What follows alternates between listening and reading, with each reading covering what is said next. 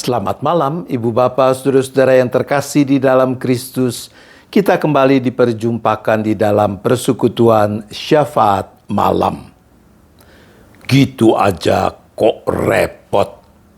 Begitu judul cerita yang menjadi bahan refleksi kita dalam kesempatan ini. Di sebuah perusahaan sabun mandi sedang diadakan rapat penting. Mengapa? Karena ada banyak komplain dari toko-toko yang mendapati adanya beberapa dus sabun, kotak sabun yang ternyata tidak ada isinya atau kosong. Terutama dari pihak agen yang merasa tertipu karena di dalam setiap kardus packing atau setiap karton sabun mandi itu selalu ada beberapa dus atau kotak sabun yang kosong. Masalah yang dihadapi perusahaan ini sebenarnya merupakan kesalahan yang sulit dihindari karena kondisi mesin produksi yang dimiliki sudah terlalu tua. Untuk itu, pimpinan perusahaan memanggil para direktur, manajer, supervisor, sampai staf untuk mencari solusi atas masalah yang dihadapi oleh perusahaan. Pemimpin perusahaan memberi kesempatan kepada semua peserta rapat untuk mengemukakan pendapat.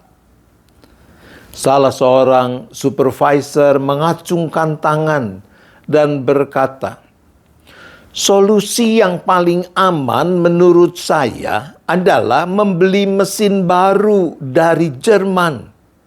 Harganya saat ini sekitar 10 miliar rupiah." Mendengar harga mesin yang sangat tinggi, seorang manajer segera mengacungkan tangan dan berkata, "Saya punya usul yang lebih baik. Kita membeli mesin model baru dari Jepang yang harganya lebih murah, sekitar 1 miliar. Harga itu masih relatif mahal." Mendengar itu, seorang direktur lalu mengacungkan tangan dan berkata, "Bagaimana kalau kita membeli mesin dari Cina saja yang harganya hanya sekitar 100 juta. Mempertimbangkan kondisi keuangan perusahaan yang memang cukup sulit untuk membeli mesin baru dari Jerman, dari Jepang, akhirnya pemimpin perusahaan menyetujui untuk membeli mesin dari Cina. Seorang office boy yang sejak tadi menyediakan minuman untuk para peserta rapat, memberanikan diri, mengacungkan tangan, lalu berkata, "Bapak, Ibu, jika saya diperbolehkan usul, bagaimana kalau perusahaan membeli alat dari Indonesia saja? Paling mahal harganya cuma 500.000 rupiah. Mendengar pernyataan sang office boy yang dianggap konyol itu, serentak seluruh peserta rapat tertawa.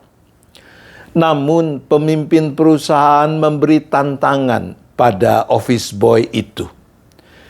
"Jika kamu memang serius dengan usul yang kamu sampaikan, saya beri kamu 500.000 rupiah untuk mendapatkan alat itu." Setelah pihak accounting memberi uang itu, si office boy langsung pergi mencari alat yang ia usulkan. Sekitar 2 jam kemudian, office boy itu kembali membawa alat yang sudah dibelinya.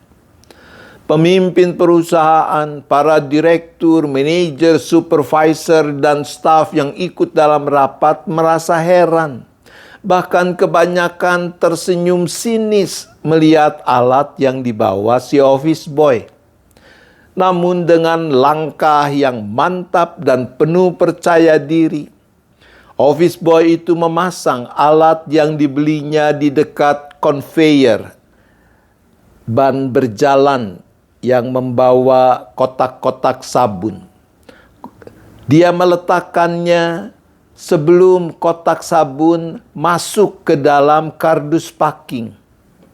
Dan hasilnya luar biasa. Dengan alat baru ini, kotak sabun yang kosong segera terlempar saat melewati alat tersebut. Sehingga yang masuk ke kardus packing adalah kotak sabun yang ada isinya, yang tentunya lebih berat bobotnya. Seluruh peserta rapat yang ikut menyaksikan hal tersebut tercengang sekaligus merasa malu. Ternyata usulan mereka dikalahkan oleh seorang office boy. Karena yang dibeli oleh office boy tersebut adalah sebuah kipas angin berkekuatan besar atau power fan. Melihat apa yang diusulkannya berhasil, si office boy tersenyum lalu berkata, "Gitu aja kok repot."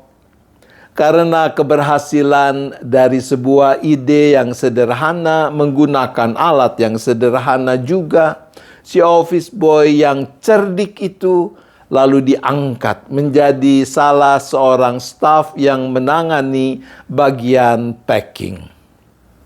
Ibu bapak saudara-saudara yang dikasihi Tuhan, di dalam Amsal 13 ayat 16 dikatakan, setiap orang yang cerdik bertindak dengan pengetahuan, tetapi orang bebal memamerkan kebodohannya.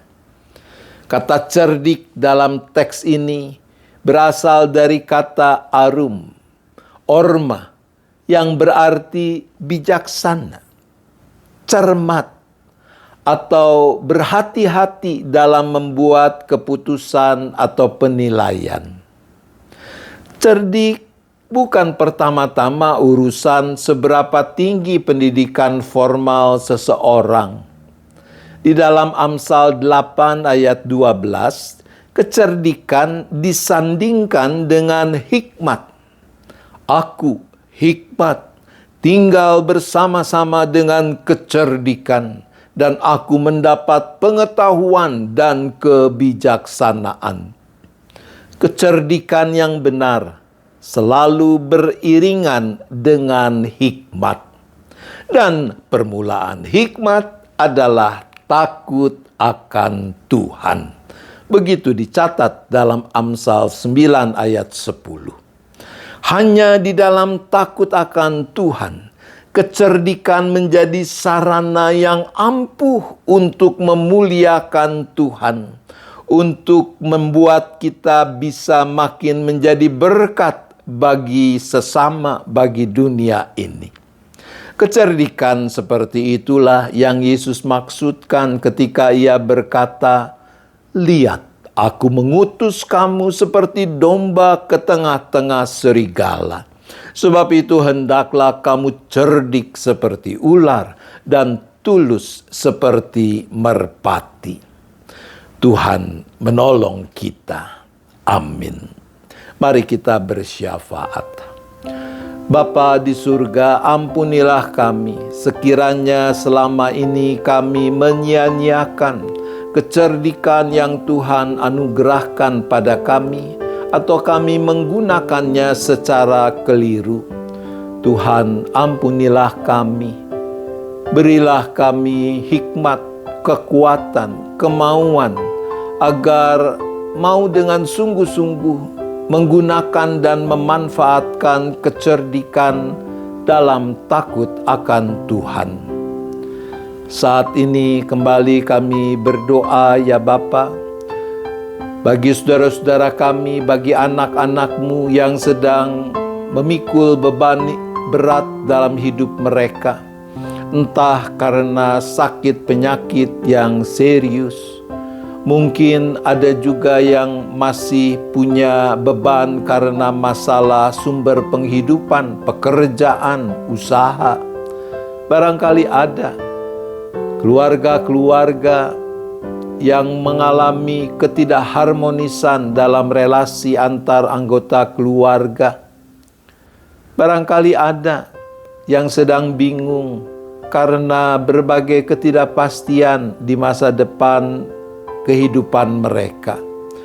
Ya Bapa, apapun persoalan kami datang kepadamu karena kami tahu hanya kepada Tuhan sajalah kami boleh bersandar. Hanya Engkau sajalah yang dapat kami andalkan. Maka teguhkanlah iman, pengharapan, penyerahan anak-anak-Mu ini di dalam segala upaya yang mereka lakukan untuk menemukan jalan keluar bagi persoalan-persoalan yang mereka hadapi.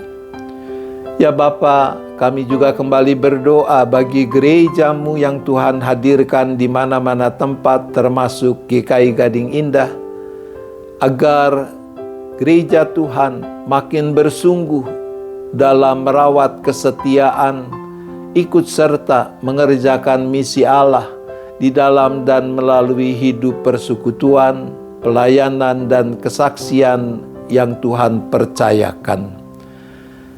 Biarlah gereja tidak hanya sibuk dengan diri sendiri, tapi sungguh-sungguh memberi diri Tuhan pakai untuk menyatakan kasih Allah, keadilan Allah, kepedulian Allah bagi dunia ini.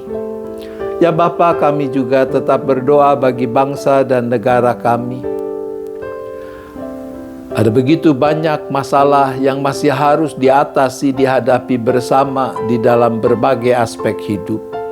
Tuhan tolong mampukan kami, bangsa yang beragam ini, untuk mau bergandeng tangan, bahu-membahu, menciptakan kehidupan yang makin benar, yang makin adil, yang makin sejahtera.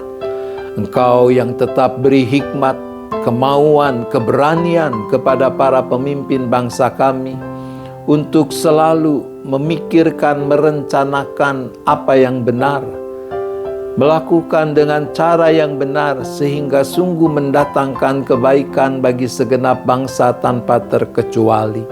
Dijauhkanlah dari kecenderungan memanfaatkan posisi, kedudukan, kekuasaan yang dipercayakan hanya untuk kepentingan diri sendiri atau kelompok atau golongan. Ya Bapa, kami juga tetap berdoa bagi makin terwujudnya kedamaian dan perdamaian di muka bumi ini. Khususnya untuk penyelesaian damai konflik yang masih terjadi di beberapa belahan dunia, khususnya di Timur Tengah.